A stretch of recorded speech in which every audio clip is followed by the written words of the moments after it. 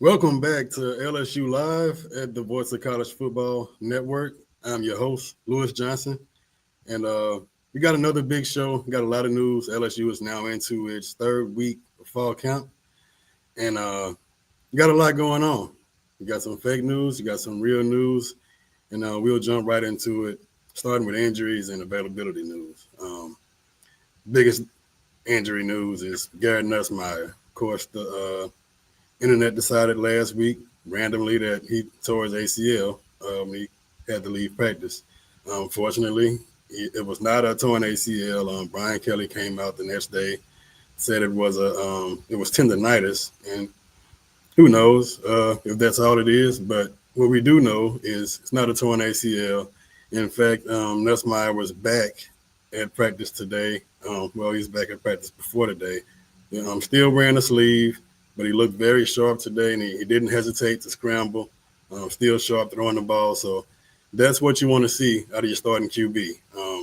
Nussmeier's back in action. Speaking of that quarterback room, Juwan Johnson is getting some reps as a reserve quarterback / wildcat, whatever you want to call him. Johnson has now moved to running back now that LSU is missing freshman JT Lindsey. Lindsey has some legal issues he's got to work out until LSU finds out more about when he'll be available. Johnson, your jack of all trades, is back at running back, which is a good thing because you can still move him around. And Johnson will be a guy that can help LSU in a lot of ways, and he can add some more options in that running game that struggled to get going last year. Also, Aaron Anderson still not practicing at full speed, but he's dressing out. He's at practice. So it looks like it's nothing to be worried about. But as I've said before, if you're going to be missing somebody, there's no better position than receiver where you're as deep as ever. Speaking of receiver, who's stopping them? Your cornerbacks, Jakeem Jackson has been having a great camp. Jackson is stepping up, transfer from Florida. But he was out. He was held out of action today, but he was still dressed out, still at practice. It doesn't appear to be anything serious.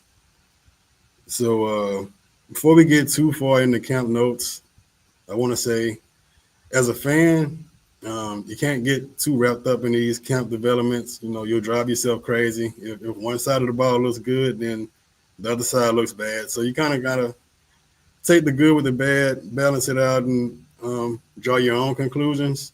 If you follow me on this platform or on the socials, it's no surprise that I'm not overly confident on the interior of the offensive line right now. I don't think the staff is super confident in them either, but I also don't think that they're panicking about your guards. I said the interior, but Braylon Moore has been pretty solid at center. Your guards have been a question mark, and want to reiterate the fact that they are having their good days too. They're not getting completely dominated every day, especially in one-on-ones. Mostly it's 11 on 11 where you see those guys struggle, but they're having their share of wins, and you still got that same starting group with Josh Thompson at right guard and DJ Chester at left guard. You're seeing Cohen Eccles trying to work his way in there. One day, Carius Kern got some reps at right guard. He's been back out to left tackle as your second string left tackle recently. So you got some options, but we just don't want to panic. It's still early in camp. Even though you can sense the urgency today, Brian Kelly, Joe Sloan, your OC, they were more vocal. They were less patient with mistakes. I'll say that. But that's just all part of it. You're ramping up to a pretty big opener, and you got to get ready. But we got a few things that kind of continue to show up at practice. And one of those things is depth across the board. Of course, where you want to see it the most is defensively, where you've struggled the past couple of years. But you've got it across the board. Can't say enough about the wide receiver group, but your cornerback group. You got 5 cornerbacks that you honestly trust right now. Mansour Delane is going to start. You transfer out of Virginia Tech. Outside of him, you got Ashton Stamps coming into his second year as a starter. If he can hold off guys like Jakeem Jackson, who I spoke of, DJ Pickett, your 5-star freshman. PJ Woodland. I mean, you got 5 legitimate guys that you could play on the outside and feel comfortable. Your safety room, you're going to play 5 safeties. D tackle, your most important position. You're going 3 deep at both spots for the first time in a long time. I don't know when the last time this LSU program has gone 3 deep at DT, but you're going to see 6 guys at defensive tackle this year, starting with guys like Dominic McKinley coming back for his second year. Bernard Gooden, your transfer from UCF, has been standing out. Bro is back. Guillory is back. Sean Washington, Sadir Mitchell from Texas. You got big bodies. You got quick guys. You got 3 techs. You got a variation of guys that can play different schemes. You can use them in different situations, and it's just it's something that just keeps showing up at practice, and it's a good problem to have when you're trying to decide who's going to get these reps. Another thing that's showing up is the weapons all over the field offensively. So I've said enough about the wide receiver room, but also at tight end, Bauer Sharp out of Oklahoma has been catching anything that gets close to him. He can run after the catch. He's physical. He plays hard. He brings energy. They keep talking about Trey Green and the mismatch that he is. You got more weapons at running back with Harlem Berry coming in now, who can strike from anywhere on the field. Durham has established himself, but Berry is going to be a big part of this offense, and he'll be a difference maker in this offense. Can't leave out Donovan Green in that tight end room. So the LSU offense is going to be pretty tough to key in on one guy or one aspect of the team when you're trying to game plan against these guys, because they got weapons all over, and you've got a quarterback who's entering his second year, and he's as confident as ever. So I want to talk about 3 standouts so far at camp, and it's hard to narrow it down to just 3 because you got so many new guys, and you got, like I said, you got returning guys that have also stepped up, who've gotten better, starting to realize their potential. But with your 3 standouts so far, I want to start with PJ Woodland, because it tends to get looked over because LSU has recruited so many big names at the position. But Woodland was a 3-star guy out of Hattiesburg last year. It's not super big, but his size is what it is. You can get bigger, you can get stronger, but either you can cover or you can't. Woodland can cover. He's a good cover guy. He's a competitive guy. He doesn't back down, and he's been making a mark at practice. He's been tough to beat. He's just been tough to beat. He's all over the field. He's a willing tackler, and he's going to play a major part at cornerback for LSU. Other than Woodland, we talked about Bernard Gooden. Gooden, you're going to hear him, but you're also going to see him. Gooden is going to walk the walk. He's going to talk the talk. He's 6'1", 270, so he's not your biggest defensive tackle. Blake Baker spoke on this today. They studied him a lot. They studied his run defense. They trusted him, and it's looking like it's paying off because Gooden has been an absolute problem. He's stepping in. I was thinking he'd come in and kind of supplement that defensive tackle position, be a guy you can count on, a reserve guy. No, he's probably going to start. Gooden, he's been a difference maker. He's been hard to block, and he's one reason that so many people are kind of concerned about these guards right now because they can't stop him. So Bernard Gooden, your top defensive tackle available after the spring portal window. LSU was able to bring him in, and he's going to play a big role. This name is one that I haven't talked about much, but it's as important as anybody on the defense, and that's Harold Perkins. It's easy to forget about how disruptive Perkins can be. He struggled so much with injuries the past couple of years, and staff has been trying to figure out where he fits best. Do we play him at the position where he projects as a professional player? It's just been a lot of questions about where to put Perkins, what to do with him. And it's looking like he's completely healthy coming off that injury from last year. And he's just been all over the field. Whether it's rush in, linebacker, or star, his actual starting position at star, he's been matching up well in coverage. He's been good in run support. And I just can't say enough about him in coverage, though. When you're going against guys like Sharp and Trey Green, you won't see many tight ends. You won't see a better group at all, I don't think, than those guys. And he is more than holding his own. He's baiting Nussmeier in the picks. Perkins has been huge so far, and it's a great sign for this LSU defense because you get better up front. I talked about the secondary and how much improvement I expect from them, but Perkins is a difference maker that you just can't account for. He's a different kind of guy.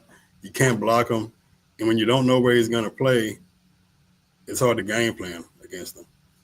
So Perkins will be back in a major role this year. Thank goodness he's healthy.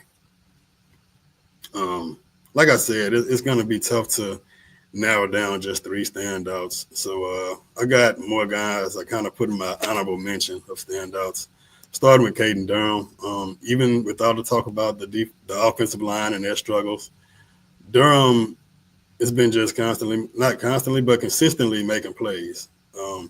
About once a practice, whenever the media can see it, he's breaking at least one. He's catching the ball well out of the backfield.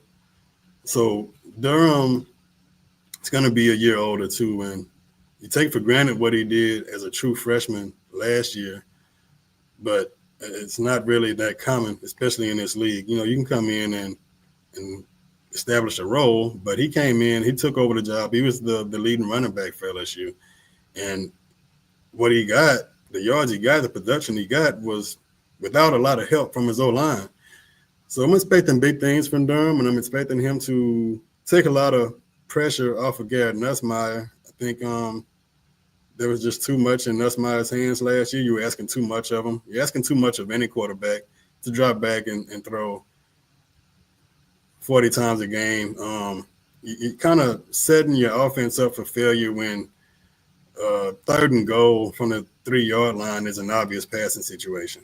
You know, you got to be able to hand this ball off sometimes. You got to be creative too, but there's times where you just got to be able to hand it off. Let's get the short yardage. Let's move the chains. I think you're going to see a lot of that from Durham, and you're also going to see some explosive plays, probably more than last year because of more opportunities, but also because he'll be completely healthy. Barry Brown at the receiver position. He's just another guy that continues to make plays day after day. He gets deep day after day. He's beating your best corners. And he kind of got slept on, I think, while at Kentucky because it's Kentucky. It's not the highest profile team until you see him beating Ole Miss or somebody like that. Then you're like, okay, yeah, maybe this guy can play. But for the most part, guys are trying to get overlooked coming from a program like that. But Brown could be your leading receiver. Could easily be your leading receiver in a loaded room. Talked about that tight end room, and I don't think you can say enough about it because you're getting a well-rounded room with Sharp. I spoke about his willingness to block, his ability to get open, his ability to be dependable, be a kind of a safety blanket for Nussmeier. But on the other end of that, you get Trey Green, who's 6'7", and he's got wide receiver skills. He can actually route you up. You know, in the red zone, he's a big target, but I don't want to relegate him to just being a red zone target because he can beat you from anywhere on the field because he's just a matchup nightmare. You know, it's not really too many corners going to be able to match up with 6'7", 240-pound guy. And it's not any safeties or linebackers that can run with him. So that room, I couldn't narrow down just one of those guys, but that tight end room has also stood out for LSU so far. The next thing we want to talk about is we're going to talk about your 5 toughest games of the season. College football is even more exciting when you've got some action on the line, and the games are even better when you're cashing in. And the Voice of College Football is the place to be to get the greatest value. Start with my picks. 75% against the money line, 58% against the spread, and I've got a 40-plus year track record. 11-0 in the college football playoff for me last year against the money line, 8-3 against the spread. And I'm just the warm-up act. Steve Merrill of Wager Talk is our ace in the hole, show stopper. 7 years with the Voice of College Football, over 30 years in the industry. Steve gives us analysis on all the big games, but you can't miss Steve's weekly under-the-radar pick. 28-12 against the spread the last 3 years. You also get picks from some of our top analysts here at the Voice of College Football, including Corey Bratta, Matt Zemek, and Steve Dace. Check out those numbers. Become a YouTube or Patreon member for just $99 per month. Go to the main channel on YouTube, click join, and then select a betting tier. Do the same thing on Patreon. Make 2025 a winner now. So you look at this LSU schedule for 2025, and as always, it's going to be one of the toughest schedules in the country because you're in the SEC. You got to play Alabama every year. We get it. But if you look at, let's see. So LSU's schedule is ranked sixth. Got the sixth toughest schedule in the country, according to Phil Steele. And normally, I'm a big Phil Steele fan. He's one of the best as far as just giving you pure data, just information. But he's got Maryland as the fifth, Syracuse having the fifth toughest schedule in the country, and Syracuse is playing guys like Boston College and Colgate. I'm not exaggerating, Colgate and UConn on that schedule. So I don't know how you get them that high up. But anyway, shout out to Phil Steele, still a great guy in the industry. And he has LSU with a pretty tough schedule nonetheless. It's pretty much going to be the same as last year's schedule, except some of these games are going to be flipped as far as who's home and who's away, like South Carolina, Alabama, teams like that. So we're going to start at 5 with LSU's toughest games, and at number 5, I've got Texas A&M. A&M is not really getting a lot of hype going into the system, but they still return a lot. So they lost some really good defensive linemen. They lost some guys from their front, but they also bring back a lot. If you look at Bill Connolly's numbers on returning production, Texas A&M is returning 71% of their production from last year, which is like top 5 in the country. That's a lot of experience. That's a lot of talent coming back because they recruited well too. So you got a lot of guys coming back into the second year of Mike Elko's him at Texas A&M. So they're more comfortable with his expectations, the way he does things, and just his system. Just learning the way he wants to not only approach the game, but play the game. It's an adjustment with a new coach, and he had a solid year, but you got to expect a big jump in his second year because that's typically what you get. He's a proven guy. A&M, we talked about that defensive line and the talent that they lost, but they're also bringing back some great talent. They're also bringing back talent at the linebacker level with Tarian York. And you got a loaded secondary with Dez Ricks out of Alabama. So also Bryce Anderson at safety, one-time LSU target when he was in high school. So A&M is going to be a tough game. It's always a tough game. And I got to start with them because they kind of laid the groundwork. They gave the blueprint for how to beat LSU last year. You know, LSU went into College Station high on the hog. Forgive the pun, but they beat Arkansas You beat South Carolina early in the season, and you're thinking, okay, got a little something going. Could be a playoff team. Go out here and the game started out great for LSU. But once Marcel Reed came in at quarterback and he ran all over the field, LSU just had no answer for him, and the momentum completely got away from the Tigers. Absolutely no resistance. Marcel Reed, I mean, he ran around LSU like Bo Jackson, like take my ball, Bo Jackson. It was crazy, but they just didn't have any answers for him, and it went downhill from there.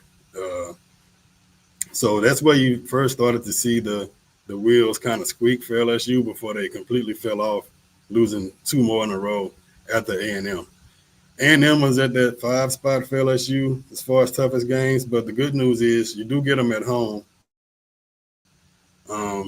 And the way this series has gone the past few years, LSU wins at home, Texas A&M wins when they're at home, and it really hasn't completely gone the way you would expect because it's not always just based on who has the more talented team, but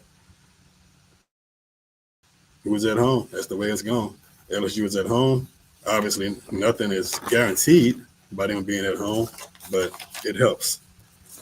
At the 4th spot, LSU's toughest games, we have Florida. Florida is preseason. They're number 15 in the AP poll. You also get Florida at home. And you've had some questions about DJ Lagway's health coming into the season, but I don't really too much. I mean, I don't want him to be hurt, but I don't care about reports about his health because he beat LSU last year on one leg as a true freshman. So Lagway, he's shown a lot of not only physical gifts, but also the composure that you want to see. When you see a guy playing hurt and the team rallying around him as a true freshman, and you see him elevate his team around him, this is a different type of guy. And it would surprise me if he wasn't in the Heisman conversation towards the end of the year, because it's just uncommon for a guy to play like that as a freshman, and you got to expect him to be even better. You got more weapons at receiver. Even though they lost a true freshman recently in Dallas Wilson, you're still going to be healthier than you were last year at receiver, and you're going to have more options there. So Florida is always a tough game, and you get them early in the season, earlier than what you're used to. You're getting Florida third game of the year, and they're built to take advantage of LSU's weaknesses. Last year, even with a veteran offensive line, yeah, you had Dellinger to go out at guard, but Florida absolutely dominated LSU in the interior. Their defensive tackles were they were problems. And you get these guys back this year. Tyreek Sapp, Cameron James, who played defensive end, but he also moved inside a lot. These guys were just wrecking the LSU offensive line. And Nussmeier caught a lot of heat, but there's no worse place to take pressure than up the middle. And they got in the middle whenever they got up the field in the middle of the offense whenever they wanted to. So it's going to be a big test for LSU, and they're not going to have a whole lot of time to prepare and to get ready for them because it's like I said, it's the third game of the year. Again, you do get Florida at home, so that's a big plus for LSU. That's a big advantage, but nothing is going to be given. And Lagway is one of these guys. I think the LSU pass rush is going to be much better. They'll be much better this year, but at the same time, Lagway is the type of quarterback where you can't just get to him. Like, you got to get him down. Like, pressure is not going to rattle him. You have to get to him. You have to sack him. You have to end the play. And if he's healthy, it's going to be an even bigger task for LSU. At the 3 spot, South Carolina. South Carolina is ranked 13th in the AP poll. Thank goodness for the Tigers. You also get them at home. And in my notes for South Carolina, I got Sellers, period. Lenore Sellers, as much as I think of Lagway at Florida, I have a higher opinion of Sellers. he kind of made the news in the offseason when he was voted as the first team quarterback, first team All SEC quarterback, and there was a lot of pushback on that because it was kind of assumed that Nussmeier was gonna get that. But when you're honest with yourself and you consider what you're expecting for 25, when they come and they vote on these all conference selections, you're projecting what you're going to see in 25. Whatever happened last year is out of the window. And when you compare Sellers and Nussmeier, these are two guys that are going to be in the conversation for the first quarterback to be taken. These are two first-round picks, likely top 10 first-round picks. And it's not outlandish by any means to think that Sellers could be the best quarterback in the league. You look at what he did last year as a redshirt freshman, and he did a lot of it hurt. I mean, let's be honest. If he stays healthy in the LSU game, LSU is not winning that game. You got to take all of the fanship out of it. It's just what it is. He's a difference maker. Physically, you're just not going to see many guys like Sellers. His biggest issue was ball security, but as a young player, you expect things like that. Similar to Texas A&M, they lost some NFL talent up front, but they also bring back a lot of talent too. You're bringing back Dylan Stewart. It was going to be maybe your best pass rusher in the SEC. You can talk about maybe Simmons at Texas, but Stewart is definitely top 3 in this conversation. He came on as a freshman last year and was unblockable.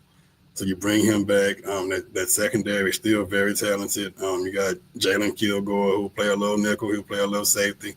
So South Carolina is going to be another solid team. And you're expecting some growth out of Sellers.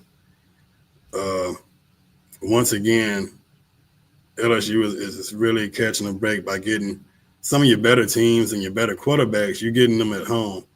So just as I expect South Carolina to improve with Sellers having another year, I expect LSU to improve with Nussmeier going into his second year as a starter for LSU. These guys, a lot of things you can only learn by experience. You can practice, you can get all the reps you want, but Nussmeier will also be more prepared, and that defense won't be quite as salty as it was, even though it'll still be a great defense and a big challenge for LSU. So South Carolina is at the 3 spot. At the 2 spot, Alabama in Tuscaloosa. Alabama is ranked 8th in the AP poll, and they'll lose their starting quarterback, Milroe, from last year, but I don't think Alabama really had the best plan for Milroe. I don't know if Kalen DeBoer, if Milroe really fit his system exactly the way he wanted them to. So I don't know how big of a loss that's going to be. You get Ty Simpson back. And shout out to Jalen Milroe.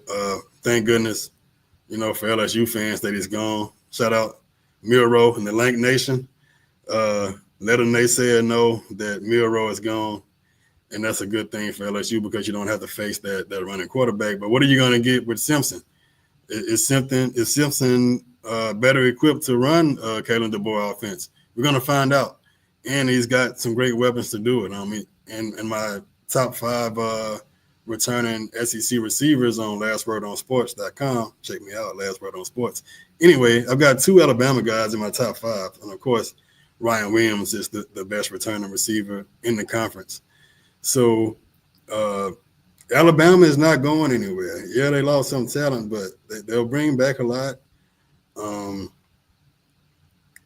When you consider the talent on Alabama's team, yeah, they went 9-3 last year, but that was a transition year. You got a new coach.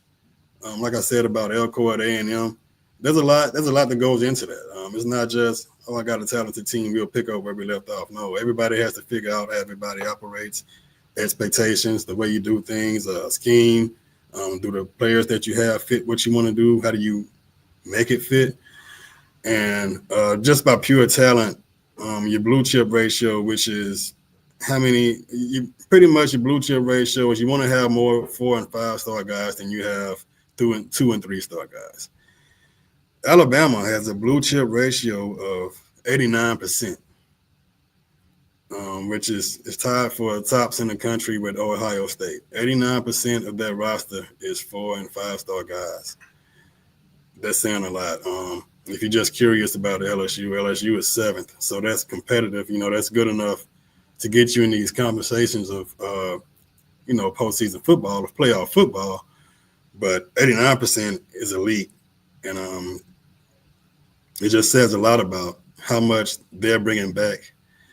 And I talked about them offensively, but they're also bringing back a lot on defense. So Alabama will be a huge challenge. And let's face it, LSU they don't win often in Tuscaloosa. In fact, it took the best team ever in 2019 to win in Tuscaloosa. Other than 2019, LSU hasn't won there since 2011. So even if I thought Alabama sucked, I'd still put this game in the top 5 because it's hard to go to Tuscaloosa and get a win. At number 2, I have Alabama.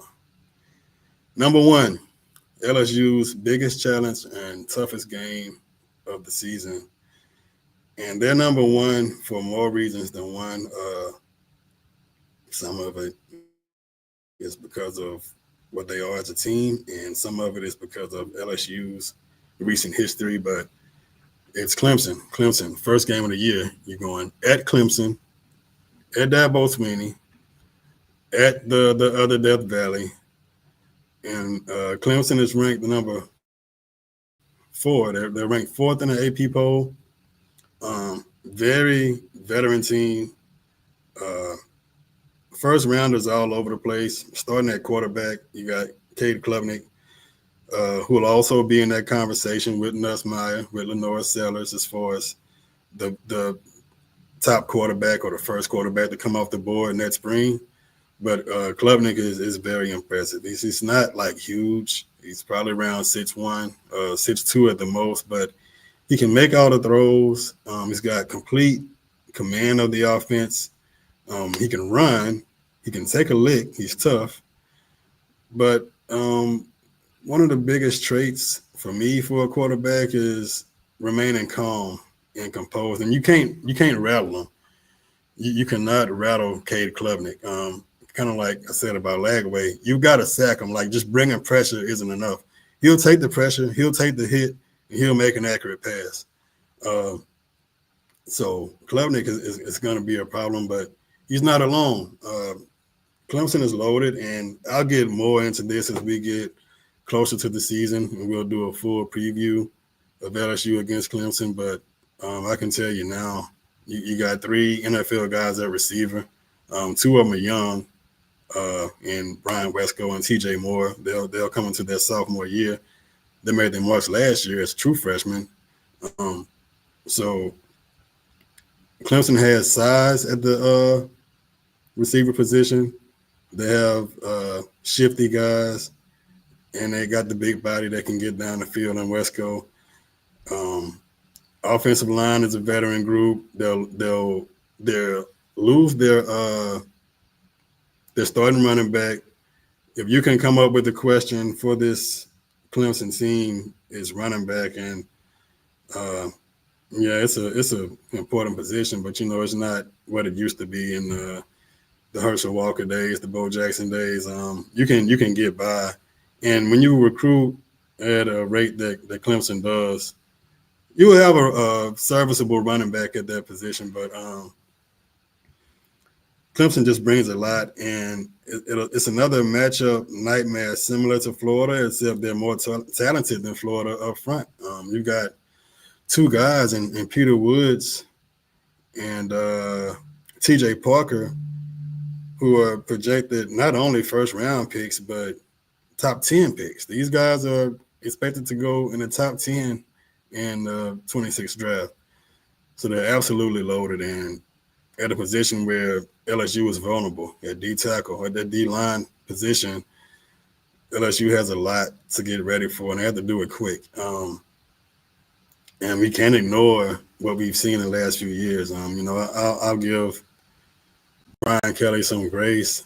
In earlier years, you got to figure out what you have as a team, what you have personnel wise, what you're expecting from your coaches. So, you lose your first year in the game that could have gone either way against Florida State. Second year was let's face it, let's be honest, that was embarrassing. Got blown out by Florida State when you brought the worst LSU defense you've had since 2020, and the 24 year you lose to USC, and I'll never call a loss inexcusable because it's college football. You got a lot of people playing at a high level. I don't think it's too often you should use words like inexcusable, but I will say that it's unaffordable. That's a loss that you can't afford. If you have playoff aspirations, you can't lose to a barely over 500 USC team who finished ninth in the Big Ten.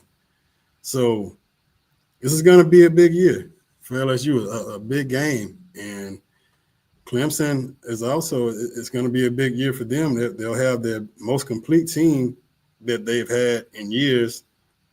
And they're thinking, Dabo is coming into this thinking that this is my year to prove everybody wrong.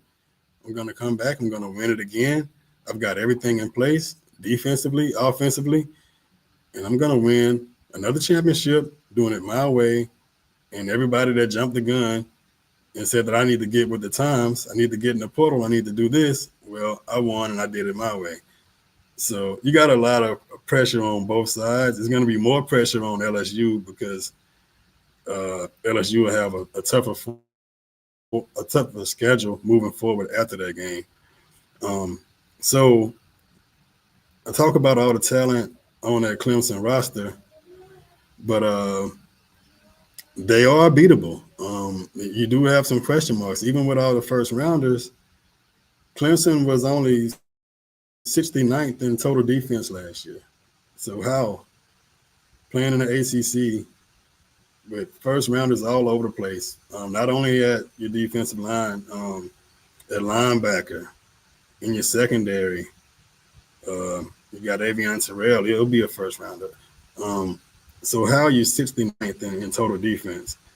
Now, they did make a move to improve that. You got defensive coordinator Tom Allen from Penn State, who did a great job at Penn State. But it's his first year, and Blake Baker will tell you, you're asking a lot to suddenly be dominant in your first year at the position of a school. So I just mentioned that Clemson was 69th, and by most accounts, people will say that LSU's defense was disappointing in 24. Well, they were 61st. So if you're going just by the numbers, which I know they can be a little tricky, stats on everything, rankings on everything, but if you're a 69th ranked defense in that conference, nothing against the ACC, but it's not the same, then that's woefully underachieving in my book, considering the talent you got. So you get Tom Allen, and I expect Tom Allen to kind of get that defense together, and by the end of the year, they'll be playing closer to the potential of where they should be. But along the way, there's going to be some confusion. There's going to be some coverage bust. It's just certain things that come with a new defensive system, a new defensive coordinator. And I don't care how many veterans you got, there's no way around it. You just got to get through those. You got to take your lumps. And not everybody's going to be on the same page all the time. Now, taking your lumps against what could be the best group of wide receivers in the country. So there's a lot of storylines I could get into with Clemson LSU and why you can't really get intimidated by the talent on that roster, because Clemson still has some work to do as far as maximizing that talent on the defensive side of the ball. But for now, just know Clemson is your toughest game of the year. right now. It's a game that could go either way, even though it's the toughest game. I wouldn't be shocked at all if LSU went to Death Valley, the other one, and won. So follow me at CFB on Twitter and TikTok. Like and subscribe. You got LSU's 5 toughest games. We talked about camp. I'll see y'all next week. Signing off.